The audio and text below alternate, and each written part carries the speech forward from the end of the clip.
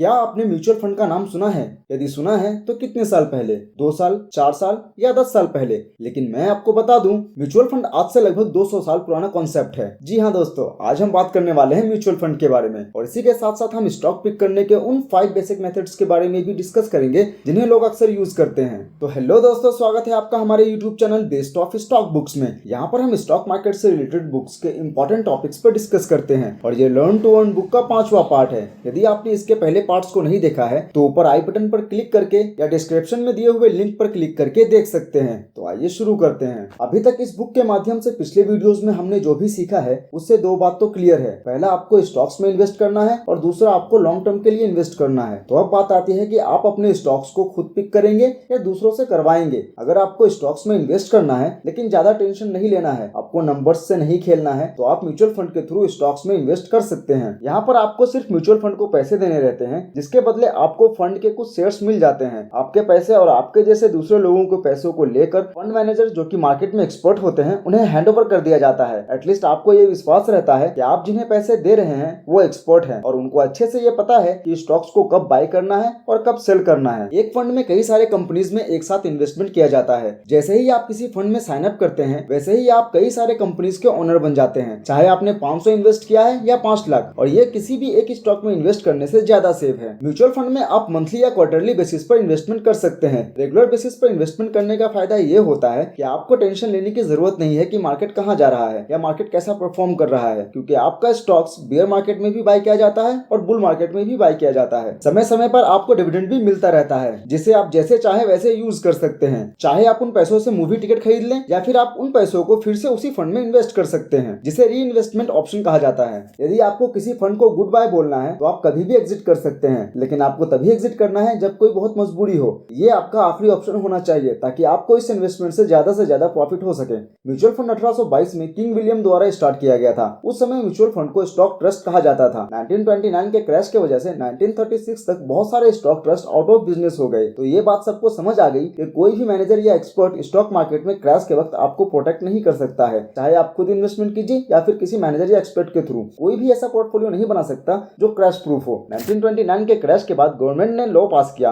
The investment company act 1940, और ये law आज भी बुक में है, जिसमें हर म्यूचुअल फंड कंपनी को सभी इन्वेस्टर को सारा डिटेल देना पड़ता है। इन्वेस्टर्स को ये भी बताना पड़ता है कि इस फंड में इन्वेस्टमेंट करना किस तरह से रिस्की है और इस फंड में कौन कौन सी कंपनी है और किस किस कंपनी में कितना कितना होल्डिंग्स है और म्यूचुअल फंड ने प्रीवियस ईयर में कितना प्रॉफिट और कितना लॉस किया है। अगर आप किसी म्यूचुअल फंड में इन्वेस्ट करने वाले हैं तो सबसे पहले आप उस फंड के पास्ट रिकॉर्ड को देखेंगे, और अगर 2 सिमिलर फंड है जिसमें एक ने 14% और दूसरे ने 18% रिटर्न दिया है तो ऑब्वियसली 18% रिटर्न वाला फंड बेहतर है। लेकिन आपको यहाँ पर एक बात जरूर देखना है कि पहले उस फंड में जो मैनेजर थे वो आज भी है या नहीं। स्मॉल कंपनीज में इन्वेस्ट करना लार्ज कंपनीज में इन्वेस्ट करने से अच्छा है, क्योंकि आज का स्मॉल कंपनी कल का लार्ज कंपनी बन सकता है। स्मॉल कंपनीज के स्टॉक ज्यादा वोलेटाइल रहते हैं, उसमें ज्यादा अप्स एंड डाउन्स होते हैं। अगर आपको इन अप्स एंड डाउन से फर्क नहीं पड़ता है और आप इतने बम्स को सह सकते हैं तो आपको जरूर स्मॉल कैप्स में इन्वेस्ट करना चाहिए। आपको एक फंड से दूसरे फंड में जंप नहीं करना है। अच्छे से किसी फंड के पास्ट रिकॉर्ड को चेक करके एनालाइज करके उसमें इन्वेस्ट कीजिए और लॉन्ग टर्म के लिए बने रहिए। अगर आप सोचते हैं ये फंड अच्छा परफॉर्म नहीं कर रही है तो दूसरे में स्विच कर लेते हैं, तो ऐसा करना सही नहीं है। तो ये बातें हो गई म्यूचुअल फंड के बारे में, जहां आप अपने पैसों को किसी फंड मैनेजर के थ्रू स्टॉक्स में इन्वेस्ट करते हैं। तो अब बात करते हैं खुद से किसी कंपनी को एनालाइज करके उसके स्टॉक्स में इन्वेस्ट करने के बारे में। अगर आप किसी कंपनी को अच्छे से एनालाइज करके उस कंपनी के स्टॉक्स को खरीदते हैं तो वो बहुत सेटिस्फैक्शन होता है। शायद आप दूसरे म्यूचुअल फंड से अच्छा ही करेंगे, आपका सारा स्टॉक्स अप नहीं जा सकता। आज तक किसी का ऐसा नहीं हुआ है। किसी भी स्टॉक पिकर का 100% रेट नहीं है। अगर आपने 10 स्टॉक्स में इन्वेस्ट किया और उसमें से सिर्फ 3 भी बिग विनर हो गए तो ये 3 बिग विनर आपके बच्चे 7 स्टॉक्स को मेकअप कर सकता है। अगर आपके लाइफ में कुछ स्टॉक्स भी 3 फोल्ड हो गए तो आपको इन्वेस्टमेंट करने के लिए कैपिटल की कमी नहीं होगी, चाहे आपके कितने ही स्टॉक्स फ्लॉप क्यों ना हो गए हो। जब आपको समझ आने लगेगा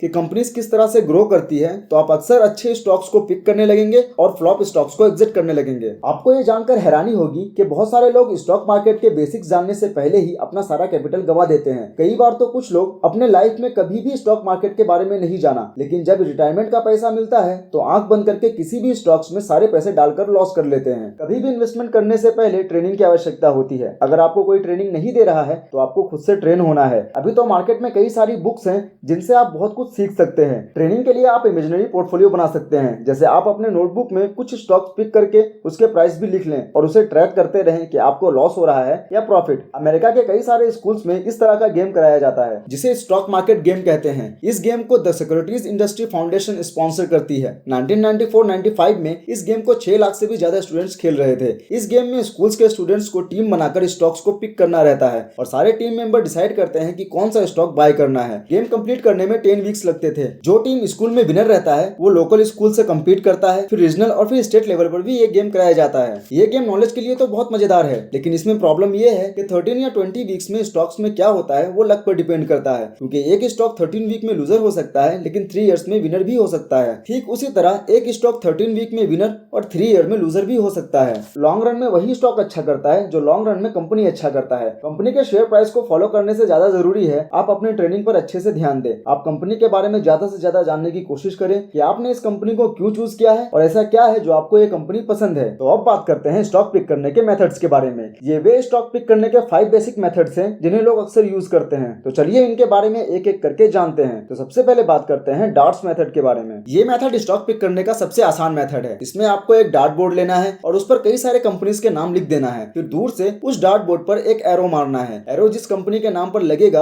वो स्टॉक्स आपको बाय कर लेना है। या फिर आप रैंडमली कई सारे कंपनीज के नाम एक पेज पर लिख लें और आंख बंद करके किसी एक कंपनी पर उंगली रखें और उस कंपनी के स्टॉक को बाय कर लें। अगर आप लकी हो तो वो स्टॉक अच्छा परफॉर्म कर सकता है या फिर अच्छा परफॉर्म नहीं भी कर सकता है। इस मेथड का बेस्ट थिंग है कि आपको ज्यादा मेहनत करने की जरूरत नहीं है। अगर आप ऐसे ही इन्वेस्टमेंट करना चाहते हैं तो खुद पर एक एहसान कीजिए कि आप स्टॉक मार्केट से दूर रहिए। हमारे लिस्ट में स्टॉक पिक करने का दूसरा मेथड है हॉट टिप्स। ये स्टॉक पिक करने का दूसरा सबसे आसान तरीका है। किसी ने आपको बोला इस स्टॉक में पोटेंशियल है, ये स्टॉक ऊपर जाएगा और आपने उस स्टॉक को बाय कर लिया। ये टिप्स देने वाला कोई भी हो सकता है, आपका फ्रेंड, प्लम्बर, ऑटो मैकेनिक या अंकल हैरी, कोई भी हो सकता है। अंकल हैरी किसी सर्टेन कंपनी में इन्वॉल्व हो और वो जानते हैं कि वो किस कंपनी के बारे में बात कर रहे हैं, तो ये टिप्स आपके काम आ सकती है, लेकिन सिर्फ इन्वेस्टिगेशन करने के लिए, ना कि अंकल हैरी ने आपको बोला और आपने आंख बंद करके खरीद लिया। हॉट टिप्स का सबसे डेंजरस थिंग ये है कि कभी कभी कुछ बातों का कोई अस्तित्व नहीं होता है, लेकिन गर्म हवा की वजह से वो बात बहुत बड़ी बन जाती है। जैसे किसी स्टॉक के बारे में हॉट टिप्स आया कि ये स्टॉक 2-4 महीने में 3 या 4 फोल्ड रिटर्न देगा, तो लोग बिना कुछ देखे वो शेयर्स बाय कर लेंगे, जबकि लोग एक कुकर खरीदने के लिए कई सारे शॉप्स विजिट करके बेस्ट डील पर ही कुकर बाय करते हैं। लोगों की सबसे बड़ी गलती ये है कि लोग सोचते हैं अगर उन्होंने इस अपॉर्चुनिटी को छोड़ दिया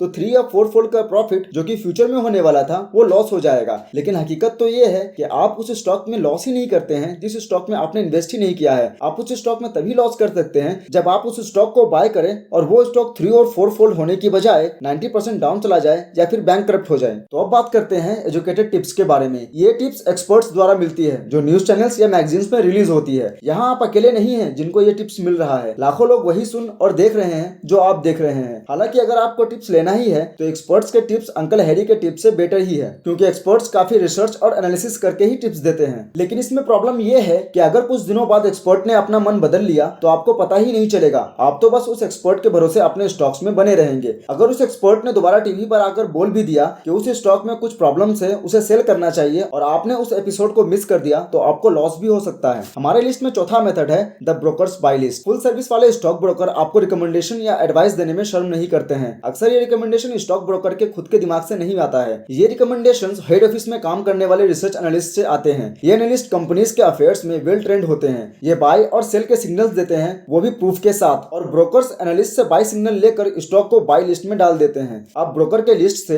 एक अच्छा पोर्टफोलियो तैयार कर सकते हैं। और ब्रोकर के रिकमेंडेशन का फायदा ये है कि अगर कोई स्टॉक अच्छा परफॉर्म नहीं कर रहा है तो ब्रोकर आपको इन्फॉर्म करता है कि इस स्टॉक्स में ये प्रॉब्लम्स है, इसलिए इसे सेल करना चाहिए। और अगर आपका ब्रोकर ऐसा नहीं करता है तो आप अपने ब्रोकर को सेल पर लगा दें। तो आइए बात करते हैं the highest form of stock picking के बारे में, और वो है डूइंग योर ओन रिसर्च। अगर आपने इन्वेस्ट करने के लिए किसी कंपनी को चूज किया है, मतलब आपको वो कंपनी पसंद आई है, और आपको वो कंपनी इसलिए पसंद आई है क्योंकि आपने उस कंपनी का अच्छे से अध्ययन किया है, अंदर और बाहर से, इनफैक्ट पूरी तरह से। आप जैसे जैसे कंपनी और इन्वेस्टिंग के बारे में सीखते जाएंगे वैसे वैसे आप दूसरों के ओपिनियन पर भरोसा करना छोड़ते जाएंगे। आप खुद ही डिसाइड कर सकते हैं कब और कौन सा स्टॉक खरीदना है। एक अच्छा इन्वेस्टर बनने के लिए आपको 2 तरह की इंफॉर्मेशन चाहिए होता है। पहला चील की निगाह और दूसरा नंबर्स को पढ़ना। चील की निगाह का मतलब है आप पब्लिकली ऑन कंपनी के शॉप्स पर जाकर इंफॉर्मेशन जुटा सकते हैं, और ये तो और भी अच्छा है अगर आप उस कंपनी में जॉब कर रहे हैं। आप एक कस्टमर के रूप में उस कंपनी को एनालाइज कर सकते हैं कि कंपनी कैसा काम कर रही है। अगर कंपटीटर्स बढ़ रहे हैं और कंपनी क्लाइंट खो रही है तो सबसे पहले उस कंपनी के एम्प्लॉय को ही पता चलता है। अगर आप एम्प्लॉय नहीं भी हैं तो आप कस्टमर के पॉइंट ऑफ व्यू से देख सकते हैं। जब भी आप शॉप में सामान खरीदते हैं तो आपको बहुत वैल्यूएबल इनपुट मिलता है। आप बाहर घूमकर समझ सकते हैं क्या बिक रहा है है और क्या नहीं बिक रहा है। आप अपने फ्रेंड को देख सकते हैं कि उसने किस कंपनी का लैपटॉप लिया है, कौन सी कंपनी का सोडा पीता है, कौन सा मूवी देखता है, कौन सा शूज पहनता है। ये सब चीजें हैं जिससे आप अच्छे स्टॉक्स तक आसानी से पहुंच सकते हैं। आपको जानकर हैरानी होगी, लाखों लोग इस चीज का फायदा नहीं उठाते हैं। लाखों लोग उस सेक्टर में काम करते हैं, हर रोज उस कंपनी के कांटेक्ट में रहते हैं, फिर भी वो इस बात का फायदा नहीं उठाते हैं। डॉक्टर्स को अच्छे से पता रहता है कि कौन सी कंपनी अच्छा ड्रग्स बनाती है, लेकिन फिर भी वो ड्रग्स कंपनी छोड़कर बैंक्स के स्टॉक्स में इन्वेस्ट करते हैं। और बैंकर्स को अच्छे से पता होता है कि कौन सा बैंक अच्छे अच्छे लोन्स ऑफर करती है, फिर भी बैंकर्स बैंक्स में इन्वेस्ट करने के बजाय ड्रग्स में इन्वेस्ट करते हैं। जब आप दुनिया को एक स्टॉक पिकर के नजर से देखना शुरू करते हैं तो आपका नजर सबसे पहले उन स्टॉक्स पर पड़ता है जिनसे आप रिलेट करते हैं और जिसके साथ आप दिन रात रहते हैं। अगर आप हॉस्पिटल में काम कर रहे हैं तो आप उन कंपनीज के कॉन्टैक्ट में आते हैं जो सर्जिकल गाउन्स वगैरह बनाती है, और आप ये भी नोटिस करने लगते हैं कि आप जिस कंपनी में काम कर रहे हैं वो अच्छा कर रही है या उसका कॉम्पिटिटर अच्छा कर रहा है। अगर लोग महिंद्रा कार खरीद रहे हैं तो सिर्फ महिंद्रा का प्रॉफिट ही नहीं बढ़ेगा, महिंद्रा का प्रॉफिट बढ़ने के साथ साथ महिंद्रा के कॉम्पिटिटर्स जो कि टाटा सुजुकी हैं, उसका सेल्स और प्रॉफिट भी डाउन होगा। स्टॉक मार्केट में हजारों की संख्या में कंपनीज लिस्टेड हैं, इन सभी पर नजर रखना पॉसिबल नहीं है, इसलिए लोग इनको कई तरह के कैटेगरीज में डिवाइड कर लेते हैं। जैसे कि कुछ इन्वेस्टर्स ऐसे कंपनीज में इन्वेस्ट करते हैं जिनकी डिविडेंड बढ़ती जाती है, और कुछ इन्वेस्टर्स ऐसे कंपनीज में इन्वेस्ट करते हैं जिसकी अर्निंग्स मिनिमम 20% सालाना ग्रो करती है। आप इंडस्ट्रीज वाइज भी कंपनीज को डिवाइड कर सकते हैं, जैसे automobile industries, banks, electric equipments etcetera, या छोटी कंपनी, बड़ी कंपनी, या नई या पुरानी। इन्वेस्टिंग एग्जैक्ट साइंस नहीं है, चाहे आप कितना ही नंबर्स को स्टडी कर लें या कंपनीज के पास्ट परफॉर्मेंस को स्टडी कर लें, आप कभी भी कंपनी के फ्यूचर के लिए 100% श्योर नहीं हो सकते हैं। लेकिन एज एन इन्वेस्टर आपको स्टडी के बेस पर एक एजुकेटेड गेस करना है कि कोई कंपनी फ्यूचर में कैसा परफॉर्म करेगी, ना कि आंख बंद करके कहीं भी इन्वेस्ट कर दिया। आपको एक अच्छा स्टॉक अच्छे कीमत पर लेना है और उस कंपनी के अच्छे और बुरे न्यूज पर ध्यान रखना है, और इसी के साथ साथ आपका नॉलेज यूज करके रिस्क को मिनिमम लेवल पर रखना है। तो आज के लिए बस इतना ही। अगर आपको ये वीडियो पसंद आया तो लाइक करें, सब्सक्राइब करें, कमेंट करें, अपने दोस्तों के साथ शेयर करें। So thank you for watching this video.